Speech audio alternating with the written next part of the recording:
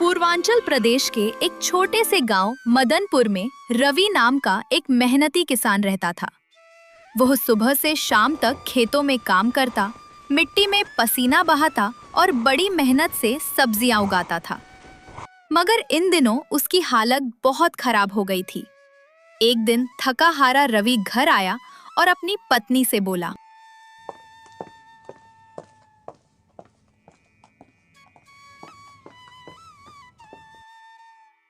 अरे भाग्यवान, अब तो हालत बहुत मुश्किल हो गई है। हमारे खेत की सब्जियां कोई खरीद ही नहीं रहा। बाजार में गोभी के दाम इतने गिर गए हैं कि लागत भी पूरी नहीं निकल रही। अगर यही हाल रहा तो हम लोगों को 2 वक्त की रोटी जुटाना भी भारी हो जाएगा। अरे आप इतना चिंता मत कीजिए। खेती किसानी में उतार चढ़ाव आते रहते हैं। अगर अभी सब्जी नहीं बिक रही तो आप दूसरी फसल बो लीजिए और फिर कौन जाने कुछ दिनों बाद गोभी के दाम खुद ब खुद बढ़ जाए, तब बेच देना। अरे तुम्हें क्या पता मैं रोज खेत में कितना पसीना बहाता हूँ। सब्जी सड़ने लगती है। भला इतने दिन तक कौन इंतजार करे। मैं कल ही मंडी जाऊंगा और गोभी को ऊंचे दाम पर बेचने की कोशिश करूंगा, चाहे जो हो जाए। अब तो देखता हूँ बाजार वालों को। ये गलत होगा। अगर आप ज़्यादा दाम मांगोगे तो कोई किसान या ग्राहक आपसे सब्जी नहीं खरीदेगा। फिर तो हालत और बिगड़ जाएगी।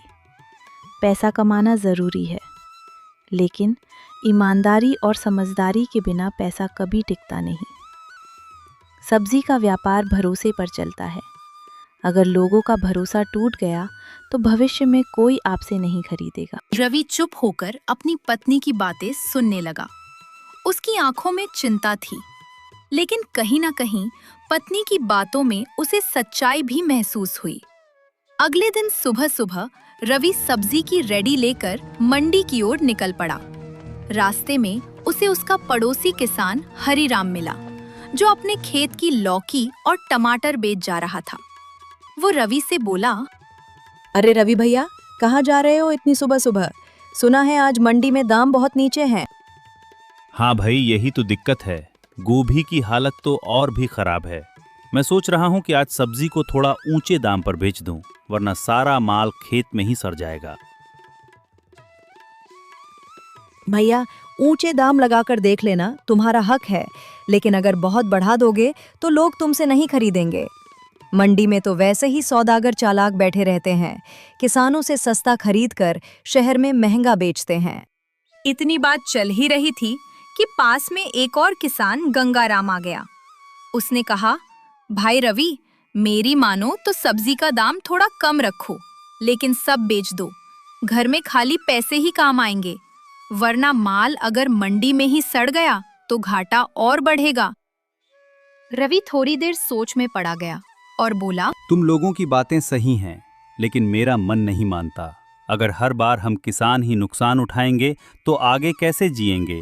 व्यापारी तो हमेशा जीत जाते हैं। रवि कुछ देर रेडी से चलते चलते मंडी पहुंचा।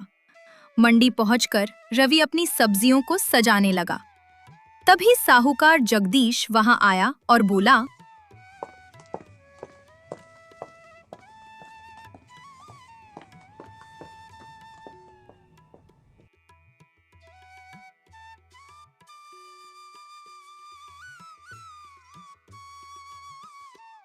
अरे रवि, आज गोभी बहुत ज्यादा आई है मंडी में। चलो तुम्हारा पूरा माल ले लूंगा, लेकिन रेट बाजार के हिसाब से दूंगा। नहीं जगदीश, आज मैं अपनी गोभी कम दाम पर नहीं बेचूंगा। मैंने पूरे साल मेहनत की है। तुम लोग किसान की हालत से खेलते हो। अगर तुम्हें चाहिए तो अच्छे दाम दो, वरना मैं यहाँ से वापस चला जाऊंगा। ये सुनकर वहां बैठे बाकी किसान भी बोल पड़े, सही कह रहा है। सारे किसान कहने लगे, हर बार साहूकार और व्यापारी हमसे सस्ता खरीदकर फायदा उठाते हैं। अब की बार हम सब मिलकर दाम तय करेंगे। साहूकार हक्का बक्का रह गया।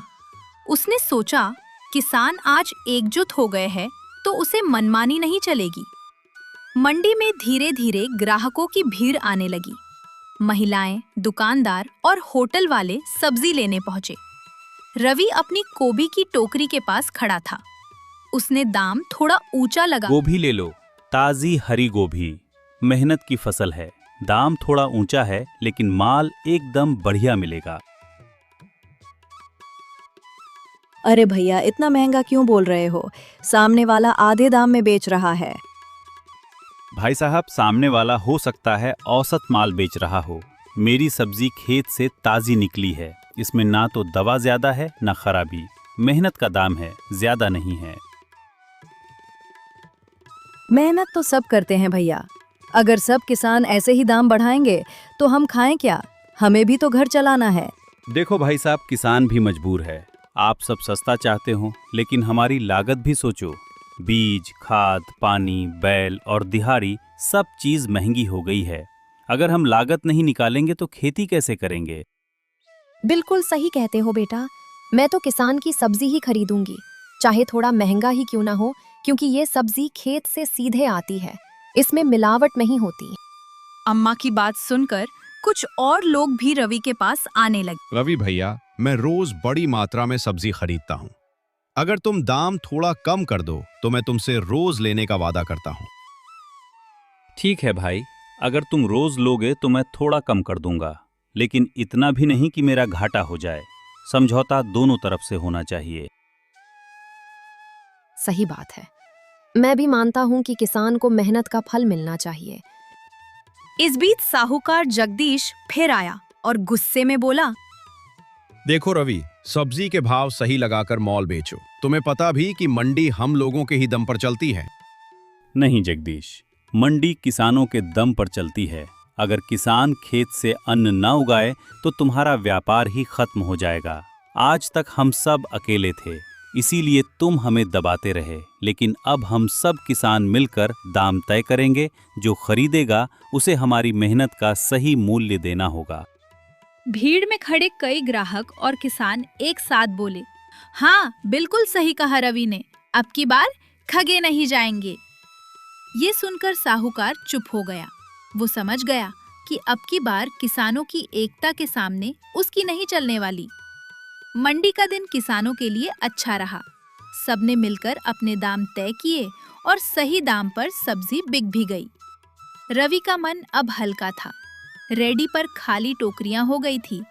शाम ढलते ही वो गांव की ओर चल पड़ा।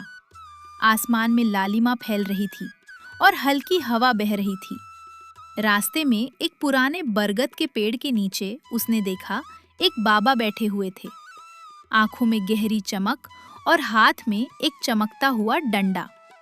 रवि ने सोचा शायद कोई साधु है, चलो प्रणाम कर लो। रवि उसके पास गया। रवि उससे कुछ कहता उससे पहले ही वो बुजुर्ग बोले, रवि बेटा, मैं तुम्हारा इंतजार कर रहा था। अरे आप मेरा नाम कैसे जानते हैं? मैंने तो आपको कभी देखा भी नहीं। बेटा, जो अपने लिए सच बोलता है वो साहसी कहलाता है, लेकिन जो दूसरों के लिए सच बोलता है वही असली वीर होता है। तुमने किसानों को हिम्मत दी है, अब इसका फल तुम्हें मिलेगा। फल? कौन सा फल बाबा जी? बाबा के हाथ में जो डंडा था उसे अचानक उनके डंडे से नीली रोशनी निकलने लगी। हवा में जैसे कोई जादुई सुगंध फैल गई। बाबा ने कहा, ये वरदान है। अब से तुम्हारी जमीन पर जो भी फसल उगेगी वो दूसरों से 2 गुनी होगी। लेकिन याद रखना, इस वरदान का प्रयोग केवल अच्छे कामों के लिए करना। अगर कभी लालच में पड़कर दूसरों को नुकसान पहुंचाओगे तो ये वरदान चला जाएगा। धन्यवाद बाबा जी, मैं हमेशा ईमानदारी और सच्चाई का रास्ता ही चुनूंगा। बाबा मुस्कुराए और धीरे धीरे धुंध में लुप्त हो गए। रवि को समझ नहीं आया कि ये सपना था या हकीकत गई थी। रवि शाम होने से पहले घर पहुंचा तो उसकी पत्नी पहले से ही दरवाजे पर इंतजार कर रही थी। उसने मुस्कुराकर कहा, भाग्यवान, आज मंडी बहुत अच्छी रही और सुनो, कुछ अद्भुत भी हुआ है। रवि ने सारी बात उसे बताई। किसानों का एक होना, सही दाम मिलना और फिर उस रहस्यमयी बाबा का आशीर्वाद। पत्नी की आंखों में खुशी के आंसू आ गए। कुछ ही दिनों बाद चमत्कार सबने देखा। रवि के खेत में जो फसल हुई वो सचमुच बाकी किसानों से 2 गुनी निकली। बैंगन, टमाटर, खीरा को भी सब किसानों से कहा, ये अकेले मेरी मेहनत नहीं है, ये हमारी ईमानदारी और एकता का फल है। इस फसल का हिस्सा गांव के हर घर तक पहुंचेगा। गांव में पहली बार सबके आंगन में अनाज और सब्जी भरपूर पहुंची। भूखे पेट कोई नहीं रहा। धीरे धीरे दूसरे गांवों ने भी रवि से प्रेरणा लेकर किसानों को मिलकर दाम तय करने और ईमानदारी से खेती करने की राह पकड़ी। रामू का नाम दूर दूर तक फैल गया। लोग उसे ईमानदार किसान कहकर पुकारने लगे। और उस रात जब वो खेत में खड़ा होकर आसमान की ओर देख रहा था, तो उसे लगा जैसे तारों की झिलमिलाहट में वही बाबा मुस्कुरा रहे हों। रवि बेटा, तुमने अपना वचन निभाया, यही असली जीत है। गांव में समृद्धि और खुशियां फैल गई। रामू और उसका परिवार संतोष के साथ जीने लगा।